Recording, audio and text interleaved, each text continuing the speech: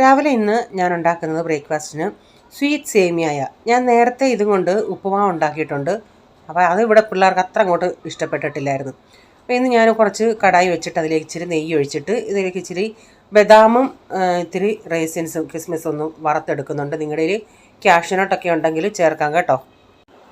അപ്പുറത്ത് ഞാൻ ചായക്ക് വെള്ളം വെച്ചിട്ടുണ്ട്, തേയില വെള്ളം. അതൊന്ന് തിളച്ച് വരട്ടെ. അപ്പം ഞാൻ ഇത് വറുത്ത് അതൊന്ന് റേസിൻസൊക്കെ ഒന്ന് ബൗളായിട്ട് ഇന്ന് വീർത്ത് വന്നുകൊണ്ട് ഞാൻ അതൊന്ന് കോരി എടുത്തിട്ടുണ്ട്. ഇതിലേക്ക് ഇതിപ്പോൾ റോസ്റ്റഡ് സേമിയ ആണെങ്കിൽ തന്നെ നമുക്ക് ഈ നെയ്യിൻ്റെ അകത്തിട്ട് ഒരു 5 മിനിറ്റ് ഒന്ന് വറുത്തെടുക്കണം. ഞാനിവിടെ 2 കപ്പ് സേമിയ എടുത്തിട്ടുണ്ട്. ഞങ്ങളിവിടെ 5 പേരുണ്ട്. ഇത് ധാരാളം 2 കപ്പ് ഉണ്ടായിരുന്നു. നിങ്ങൾക്ക് എത്ര വേണമെന്ന് വെച്ചാൽ അതനുസരിച്ച് എടുക്കാം. അത് ഞാനൊന്ന് വറുത്തെടുത്തിട്ടുണ്ട്.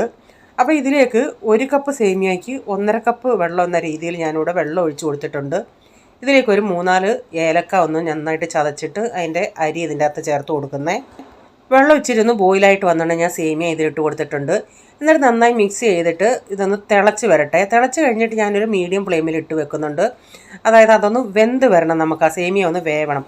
ഇതിലേക്ക് ഒരു സ്വല്പം ഉപ്പും കൂടെ ചേർത്ത് കൊടുക്കുന്നുണ്ട്. ഒത്തിരി അങ്ങ് വേണ്ട കേട്ടോ. അപ്പോൾ ഉപ്പ് കൂടെ ചേർത്തിട്ട് അതൊന്നുകൂടെ ഒന്ന് വെന്ത് വരട്ടെ. അപ്പോൾ അത് തിളച്ച് കഴിഞ്ഞാൽ മീഡിയം ഫ്ലെയിമിൽ ഒന്ന് വെച്ച് കൊടുക്കുന്നുണ്ട്. അപ്പോൾ കുറച്ച് നേരം കഴിഞ്ഞുകൊണ്ടേ അതിൻ്റെ അകത്തെ വെള്ളമൊക്കെ കുറച്ചൊന്ന് വറ്റിയിട്ടുണ്ട്. അതൊന്ന് നമ്മളെടുത്ത് നോക്കുമ്പം അതൊന്ന് വെന്തിട്ടുണ്ട്. അപ്പോൾ ഇതിലേക്ക് ഞാൻ മധുരത്തിന് ആവശ്യമായ ഒരു 1/2 കപ്പ് പഞ്ചസാര ചേർത്തിട്ടുണ്ട്. അപ്പോൾ ഇത്രയും മധുരം ചേർത്തോണ്ടെങ്കിൽ ഒത്തിരി ഓവർ മധുരം അല്ലായിരുന്നു. നിങ്ങൾക്ക് എത്രയും വേണമെന്ന് വെച്ചാൽ അതനുസരിച്ച് ചേർത്തോ.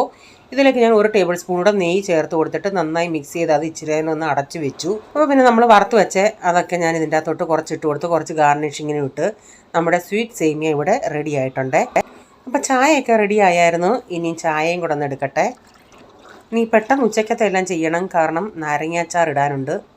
അപ്പം ഞാൻ കോവയ്ക്കയും ക്യാരറ്റൂടുള്ളൊരു തോരനം ഉണ്ടാക്കുന്നത്. അപ്പം സവാളയും തേങ്ങയും കറിവേപ്പില ഇതെല്ലാം വഴറ്റിയതിന് ശേഷം മഞ്ഞൾപ്പൊടി ഉപ്പൊക്കെ ഇട്ടിട്ട് അരിഞ്ഞ കോവയ്ക്ക് ഇട്ട് കൊടുത്തിട്ടുണ്ട്. ഇതിൻ്റെ അകത്ത് വെള്ളമുണ്ട്, ഒട്ടും വെള്ളം ഒഴിക്കണ്ടേ. അങ്ങനെ കുറച്ച് നേരം ഇങ്ങനെ ഇളക്കി കൊടുത്ത് അപ്പം നമ്മുടെ തോരനൊക്കെ ഇവിടെ ഇപ്പോൾ റെഡി ആയിട്ടുണ്ട്. പിന്നെ കുറച്ച് ഉണക്കമീൻ ഉണ്ടായിരുന്നു നാട്ടിൽ നിന്ന് കൊണ്ടുവന്നേ, അതുകൂടെ എടുത്തൊന്ന് വറക്കാനായിട്ട് ഇട്ടിട്ടുണ്ട്. അപ്പോൾ ഇന്ന് അച്ചാർ ഉണ്ടാക്കുന്നത് ഈ വെള്ളനാരങ്ങ അച്ചാർ പോലെ നാരങ്ങയും വെളുത്തുള്ളി ഇത്തിരി കൂടുതൽ ചേർത്തിട്ട്. സാധാരണ നമ്മൾ വെള്ളനാരങ്ങ ഉണ്ടാക്കുമ്പോൾ വെളുത്തുള്ളി കുറച്ചല്ല ചേർക്കത്തുള്ളൂ. ഇതിലിപ്പം കുറച്ച് പകുതി ഈ നാരങ്ങ എത്ര എടുക്കുന്നോ അതിൻ്റെ പകുതിയോളം വെളുത്തുള്ളിയും കൂടെ എടുത്തിട്ട് ഒരച്ചാറാണ് ഇടുന്നത്. നല്ല അടിപൊളി അച്ചാറാണ് ഇത്.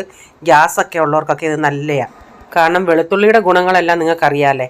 അപ്പോൾ ഈ വീഡിയോയുടെ ഫുള്ളായിട്ടുള്ള വീഡിയോ ആർക്കെങ്കിലും കാണാൻ താല്പര്യമുണ്ടെങ്കിൽ ഞാൻ ബിജീസ് കിച്ചൻ ചാനൽ വ്ളോഗിൽ ഇട്ടിട്ടുണ്ട്. അപ്പോൾ ഇന്നത്തെ വിശേഷങ്ങൾ ഇതൊക്കെയായിരുന്നേ.